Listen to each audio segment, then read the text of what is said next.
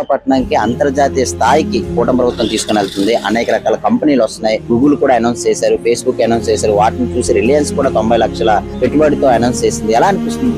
చాలా బాగుందన్న. గత ప్రభుత్వం నుంచి కంపేర్ చేసి ఈ ప్రభుత్వం చాలా మంచిగా చేస్తుంది కదా. ఎప్పటికైనా ప్రజలకి డెవలప్మెంట్ కావాలి, జాబ్స్ కావాలి. కూటమి ప్రభుత్వం చాలా మంచిగా చేస్తుంది. చూసినట్లయితే పెట్టుబడుల సదస్సు అనేది జరిగింది. 13,000 లక్షల కోట్ల పెట్టుబడిదారులు వస్తున్నారు. ఇవన్నీ చూస్తుంటే మీకు ఎలా అనిపిస్తుంది? పిల్లలకు ఉద్యోగాల అవకాశాలు వచ్చే అవకాశం?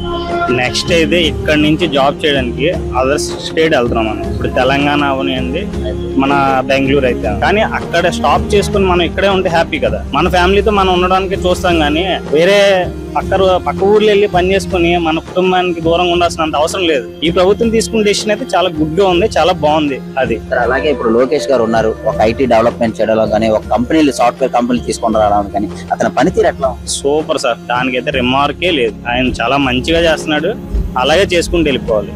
ఇప్పుడు ఎక్కడికైనా బయటికి వెళ్ళి పని చేసుకోవాల్సింది మా ఊర్లోనే పని చేసుకుందాం అని మేము అనుకుంటున్నాం. దానికి తగ్గట్టుగా వాళ్ళు చేసుకుని వెళ్ళిపోతున్నారు. అదే హ్యాపీ కదా.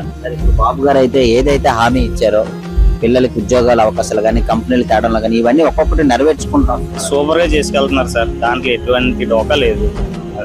అయితే కూటమి ప్రభుత్వం మీద నమ్మకం అయితే ఏర్పడింది. Super sir. మాకైతే నెక్స్ట్ టైం కూడా ఇదే ప్రభుత్వం రావాలి. అదైతే ముందే హ్యాపీ.